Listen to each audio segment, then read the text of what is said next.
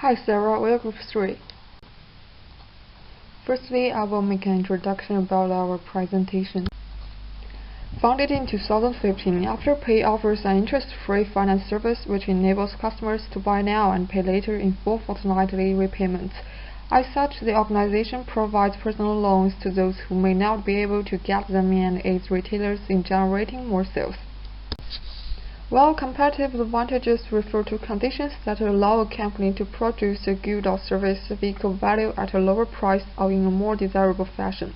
This allows an organization to distinguish itself from its competitors, attract more customers, and improve brand loyalty.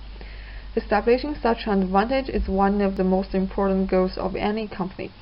Therefore, the purpose of this presentation is to examine whether Afterpay has a competitive advantage in the buy now, pay later industry. In order to do this, we will analyze the following 3 areas: the internal environment, the external environment, and which business life or strategy applies to the organization. The first part is internal environment. Firstly, we focus on Afterpay itself. Researchers state that the roots of competitive advantage were inside the organization. By analyzing its internal organization, Afterpay determines what it can do. We will evaluate core competence in Afterpay. Core means something fundamental, and competence means a skill, knowledge, and ability.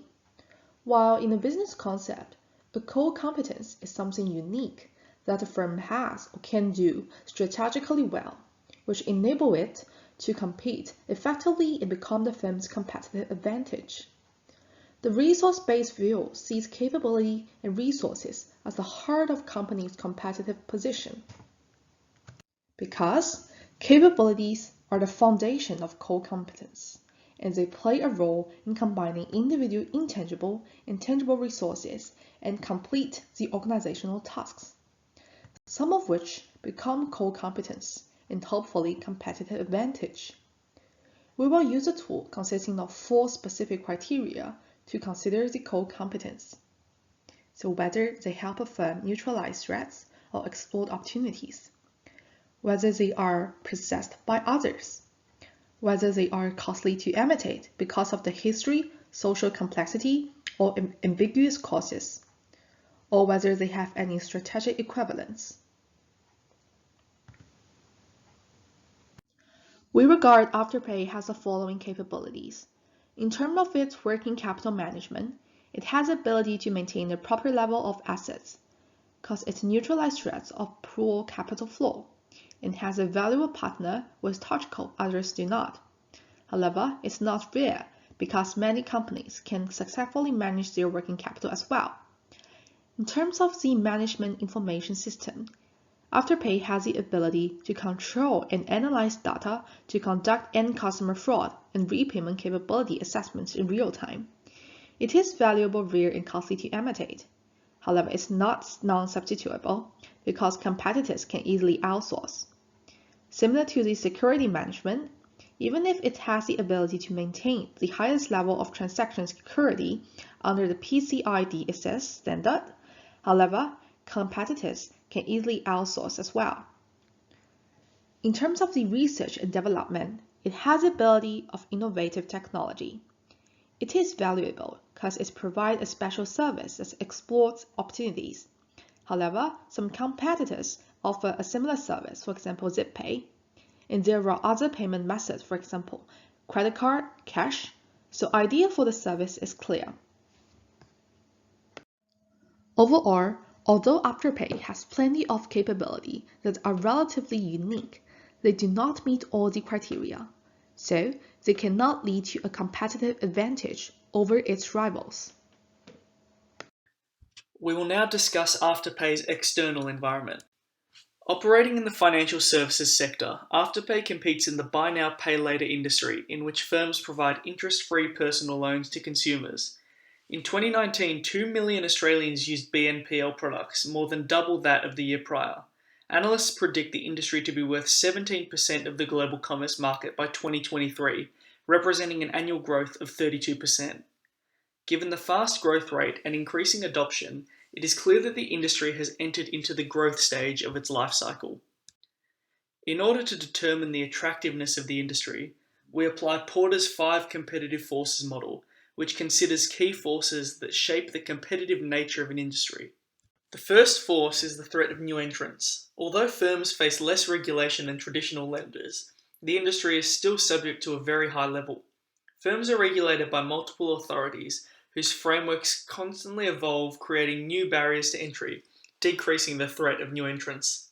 This is furthered by considerable financial barriers, including access to a significant amount of capital. However, as technological developments make the industry more accessible, the threat of new entrants will increase. Secondly, participants face a high threat of substitution. This is due to the high number of close substitutes, with 92.4% of market share in the personal loans industry held by minor players. Similarly, consumers may also turn to the big four banks for similar services. However, the threat is slightly decreased as consumers are reluctant to switch unless the substitute offers an improvement on the interest rate. This being said, the switching cost is still relatively low, increasing the threat of this force as improvements in technology have increased customer accessibility to substitutes.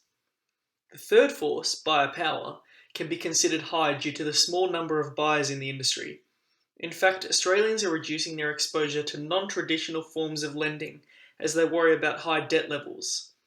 Although there is rapid growth, only 9.4% of Australians use buy now pay later services.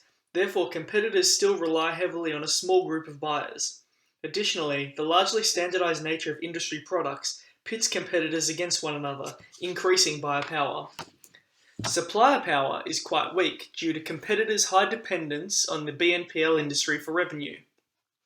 As previously mentioned, consumer movement towards traditional lenders has meant suppliers are more concentrated than buyers. Furthermore, this force is also weakened by the lack of differentiation and low switching costs.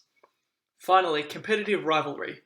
Due to the lack of differentiation in the industry, relatively low switching costs, high concentration of competitors, and the very high dependence on the industry for revenue, it can be said that rivalry is high. However, as demand increases, this will lessen. In conclusion, given the high threat of substitutes, low yet increasing threat of new entrants, high buyer power, low supplier power, and high level of competitive rivalry, the industry is not attractive. A strategic group map allows for the analysis of strategic groups within an industry, that is, companies which use similar strategies. As direct substitutes, competition within these groups is greater than that between them. The following strategic group map has been based off of this competitor analysis. The two key variables on which industry participants compete are the maximum credit limit they provide and the repayment frequency offered. Afterpay and Klarna form the largest strategic group with a revenue of $1 billion. They offer a low limit of $1,500 and $1,000 respectively, and a fortnightly repayment frequency. Due to their strategic similarity, Klarna is Afterpay's closest substitute and most important competitor. With 1.3 million users and 29.3% awareness, ZipPay is another key competitor in the industry. Along with Creditline, the organisation offers more flexibility with a monthly repayment schedule. However, as a strategic group, they're worth only $89.2 million, over 10 times less than Afterpay and Klarna. Sezzle is the next largest with a revenue of $25 million. What sets Sezzle apart is their lack of a credit limit, which increases as the customer pays off old loans. This is an important attractor for customers and has led to Sezzle's 270,000 strong user base. Of little importance is Lay-By. They are the smallest and most inflexible in the industry, offering weekly payments and possessing a revenue of $6 million. Worth noting are ZipMoney and Split-It, as they offer lengthy repayment periods and high credit limits, with ZipMoney limiting lending at $30,000 and Split-It enabling consumers to split purchases across credit cards. In offering higher values for both factors, these organisations offer a clearly distinct service, and although not direct substitutes, can be seen as important competitors. A majority of possible strategies within these two factors have been occupied. However, by examining the strategic group map, it is clear that there is a significant gap for an organisation that offers a mid-level credit limit. Furthermore, due to the dominant size of Afterpay and Klarna, Afterpay would likely overtake any other strategic group should they enter it. Next, we will talk about Afterpay's business level strategy. Generic strategies were introduced by Michael Porter. It helps companies to pursue a competitive advantage when they choose appropriate strategies. Generally speaking, two factors should be considered first before thinking about which strategy to choose, namely whether they target a broad range of customers or a narrow segment, and whether the company is pursuing a competitive advantage through lower cost or differentiation. How firms compete and the strategies they choose will determine their success, according to Michael Porter, by applying the cost advantage and differentiation in either a broad or narrow scope. 5 generic strategies will be built. Based on the two factors, we believe Afterpay applies a broad differentiation strategy. Firstly, we need to figure out who Afterpay targets. There are three types of customers. The first one is individual users. There are 2.9 million customers across Australia and New Zealand.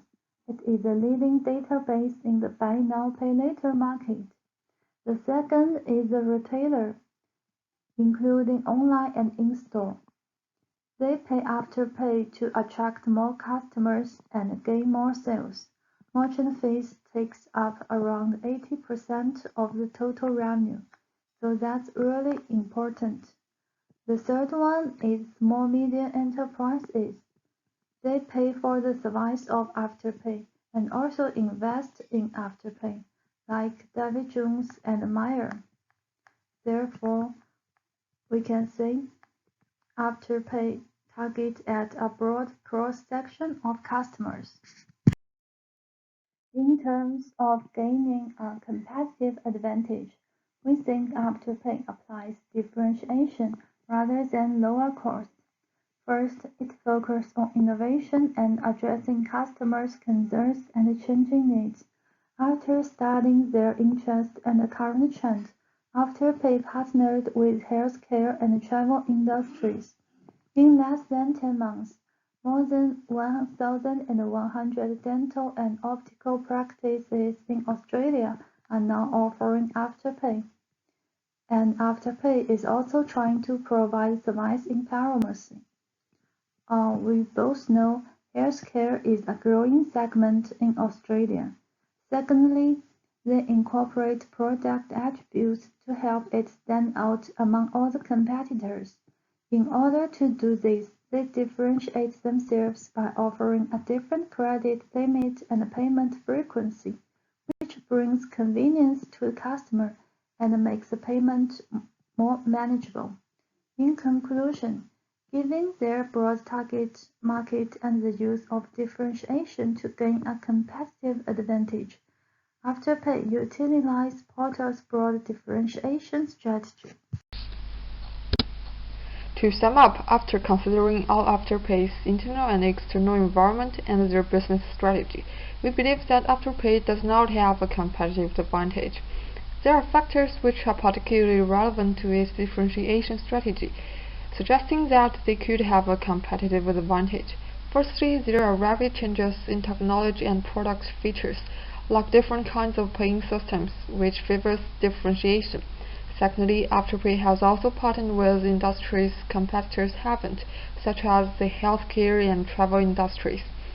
This being said, there are many reasons we believe they do not have a competitive advantage.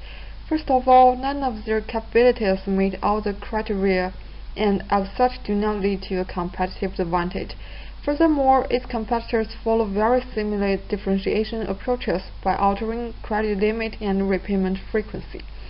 As the key factors of their strategy can be easily copied by rivals, a differentiation approach is less likely to lead to a competitive advantage. In terms of relevant implication, as their current strategy is unlikely to lead to a sustained competitive advantage, Afterpay should consider implementing an alternative business-level strategy better suited to the growing industry environment. Thanks for watching. This is our references list.